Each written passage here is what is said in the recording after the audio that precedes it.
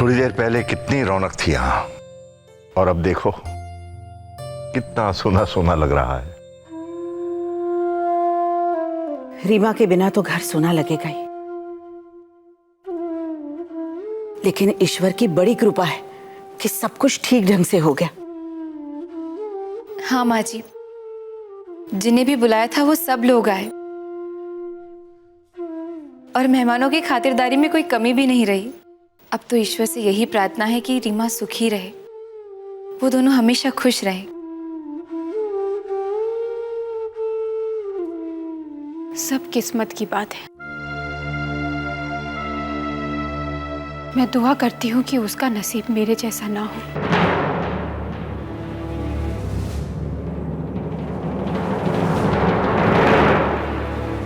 जो धोखा मैंने उठाया है वो किसी भी शादीशुदा औरत को ना मिले। ये क्या कह रही हो तुम? क्या धोखा खाया तुमने? ये बात आप मुझसे नहीं, अपने बड़े बेटे आकाश से पूछिए।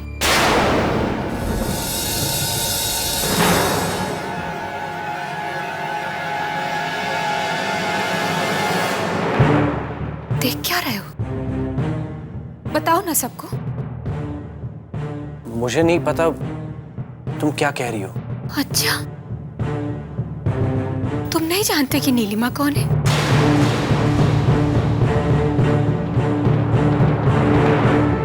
और वो तुमसे तुम्हारी जिंदगी से दूर जाने की बात क्यों कह रही थी?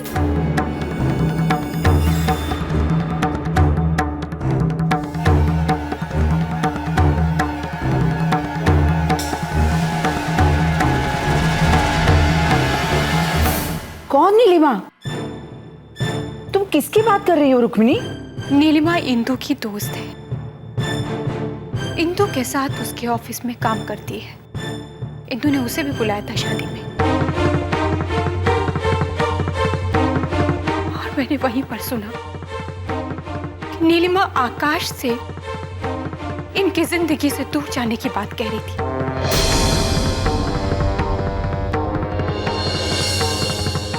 और आकाश बड़े प्यार से उसे समझाने की कोशिश कर रहे थे।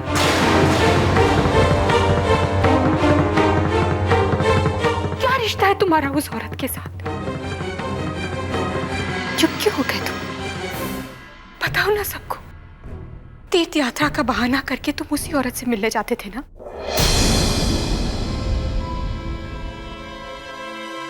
और साथ में प्रसाद भी लेके आते थे। और मैं बेवकूफों की तरह तुम्हारी हर बात मानती थी, पूरा भरोसा करती थी तुम पर।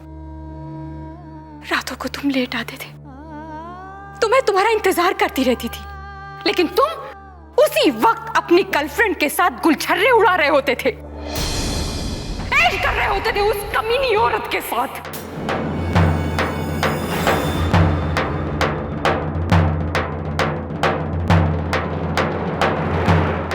गाली मत दो उसे, वो बहुत ही अच्छी और नेक औरत है। और एक बात सुन लो रुक्मिणी, नीलिमा मेरी गर्लफ्रेंड नहीं, मेरी पत्नी है।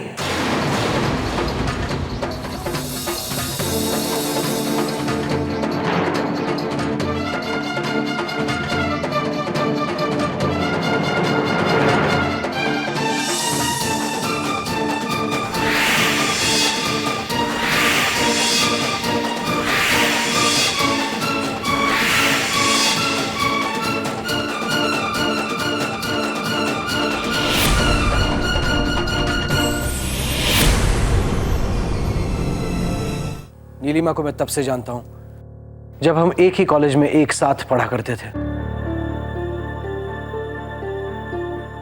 मेरी पढ़ाई पूरी होने के बाद मैंने बिजनेस शुरू किया और तभी हमने शादी कर ली।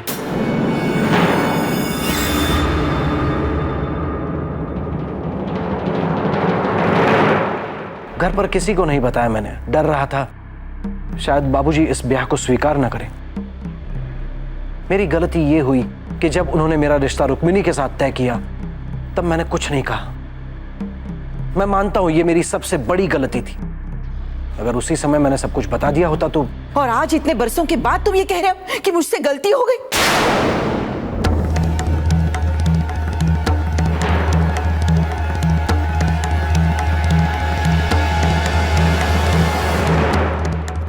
आकाश, तुमने रुक्मिणी और नीलिमा दोनों की जिंदगी बर्बाद की है, और अब तुम ये समझ रहे हो कि माफी मांगने से तुम्हारा गुनाह माफ हो जाएगा? हाँ, अब आप जो मुझे सजा देंगे मुझे मंजूर है। मुझे अपनी सफाई में और कुछ नहीं कहना।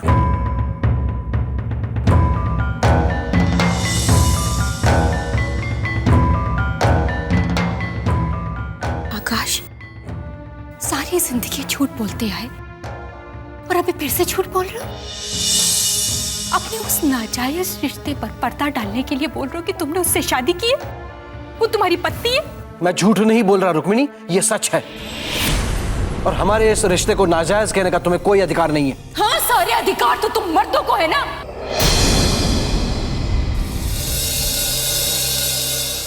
हम औरतों के जीवन में कुछ भी हो जाए, हमें तो उफ कहने का भी अधिकार नहीं है। दीदी, आप प्लीज शांत हो जाइए।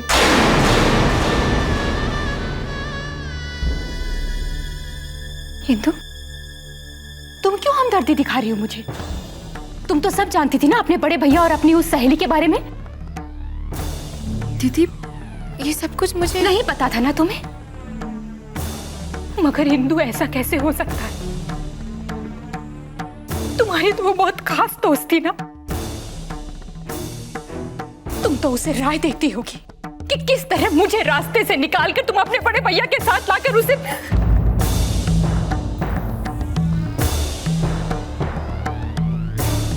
दीदी, आप ये क्या कह रही है? मतलब मैं ऐसा क्यों करूंगी? मुझसे बदला लेने के लिए, और क्यों?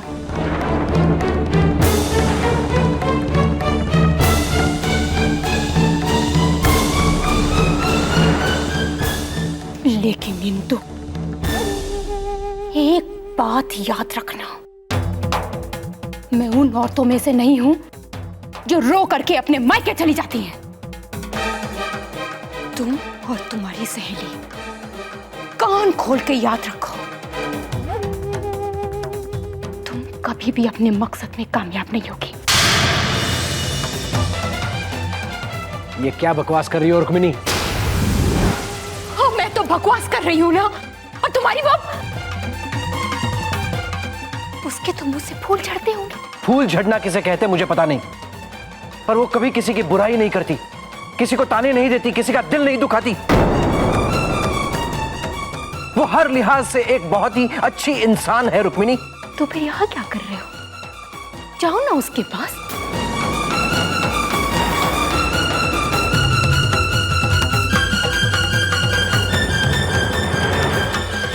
क्या कहा तुमने? तुम्हारे कहने का यही मतलब है ना कि मैं सबकी बुराई करती हूँ, सबको ताने देती हूँ, सबका दिल दुखाती हूँ? तो फिर यहाँ क्या कर रहे हो? जाओ ना अपनी उस देवी के पास जो हर लिहाज से बहुत ही नेक और शरीफ औरत है। ठीक कह रही हो तुम, अब यही करूंगा मैं।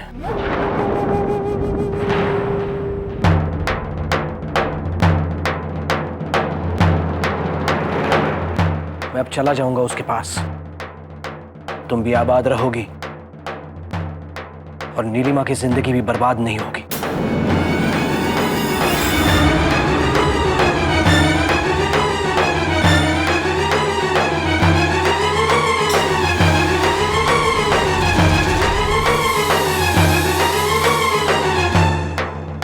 आकाश, आकाश, ये तुम क्या कर रहे हो? आप चुप क्यों खड़े हैं? उसे रोकिए ना। अरे कोई रोको उसे।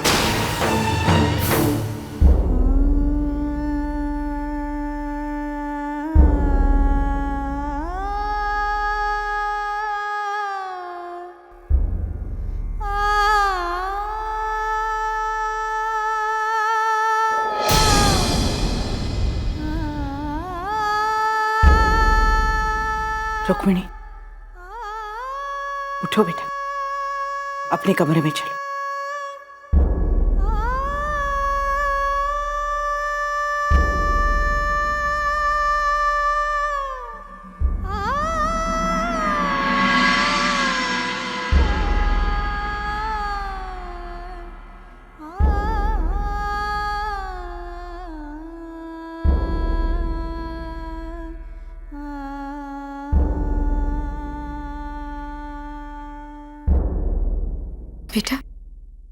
सोए नहीं अब तक? इंदु चाची, क्या हुआ मम्मी को? वो रो क्यों रही है? कुछ नहीं बेटा, कुछ नहीं हुआ। डैडी कहाँ गए? पापा कुछ काम से बाहर गए, थोड़ी देर में लौट आएंगे।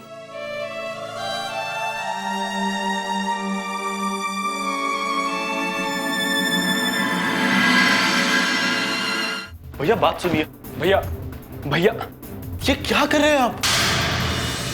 घर छोड़ के चले जाना, ये तो कोई सॉल्यूशन नहीं हुआ ना। तो फिर क्या सॉल्यूशन है? इस घर में रहकर दिन भर रुक्मिणी के ताने सुनता रहूं? वो हमेशा शक की नजरों से मुझे देखे और मैं मुजरिम बनकर उसके सामने खड़ा रहूं? नहीं अर्जुन, मैं सुकून की जिंदगी जीना चाहता हूं और वो मुझे सिर्फ नीलिमा के साथ मिल सकती है और कहीं नहीं। भैया आपको क्या लगता है वहां नीलिमा के साथ आप सुकून की जिंदगी जी पाएंगे? और बाहर वालों का क्या, जब उन्हें पता लगेगा आप अपना परिवार छोड़ के, अपने बीवी बच्चों को छोड़ के दूसरी औरत के साथ रहने जा रहे हैं, तो उनकी नजरों में क्या इज्जत रह जाएगी आपकी? प्रवीण, दुनिया और समाज की दुहाई मत दो मुझे। देखिए भैया, जोश और गुस्से में अक्सर लोग गलत फैसले कर बैठते हैं। अब मेरी बात मानिए, आप गुस्सा छोड़िए और चलिए अंदर। मैं जिद नहीं कर रहा हूं अर्जुन, मुझे अफसोस हो रहा है। यह फैसला मुझे बरसों पहले लेना चाहिए था। प्लीज प्लीज मुझे रोकने की कोशिश मत करो।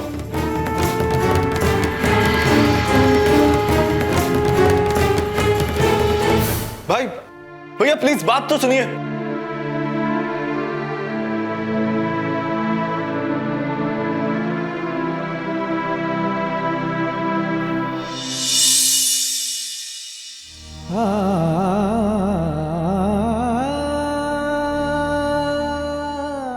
नहीं मना पाए ना उसको? नहीं बाबूजी। पता नहीं ईश्वर की क्या मर्जी है। बाबूजी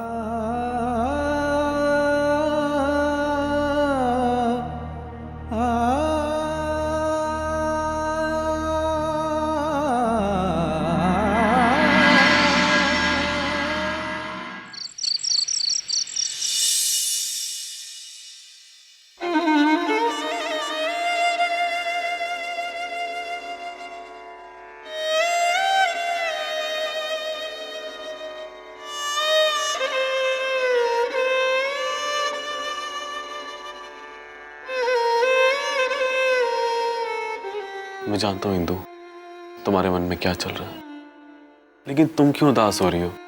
इस समस्या का कोई ना कोई हल जरूर निकल आएगा। आकाश भैया घर छोड़कर चले गए, अब हालात और बिगड़ जाएंगे। ये सब कुछ मेरी वजह से हुआ। काश मैं नीलिमा को शादी में इनवाइट ही नहीं करती तो। इंदु, नीलिमा का शादी में आना एक बहाना बन गया था, वरना कभी ना कभी तो ये राज खुलना था ना। बड़े भैया और नीलिमा का रिश्ता कब तक छिपता? इस तरह के रिश्ते सिर्फ दुख और परेशानियों के अलावा कुछ नहीं देते। अर्जुन, हमें इस बारे में कुछ करना होगा। इस घर की सुख और शांति के लिए आकाश भैया को वापस आना ही होगा। काम मुश्किल है, लेकिन अगर तुम चाहो तो हो सकता है। वो कैसे? इंदु, नीलिमा तुम्हारी सहेली है, अगर तुम उससे बात करो तो शायद। अर्जुन, नीलिमा आकाश भैया को बहुत चाहती है, क्या वो इतनी आसानी से मान जाएगी? इंदु, नीलिमा किसी के कहने पर शायद ना माने, लेकिन तुम्हारे कहने का उस पर जरूर असर होगा। ठीक है, मैं अपनी ओर से पूरी कोशिश करूंगी। अपने घर के खातिर, अपने परिवार के खातिर मुझसे जो भी बन पाएगा मैं जरूर करूंगी।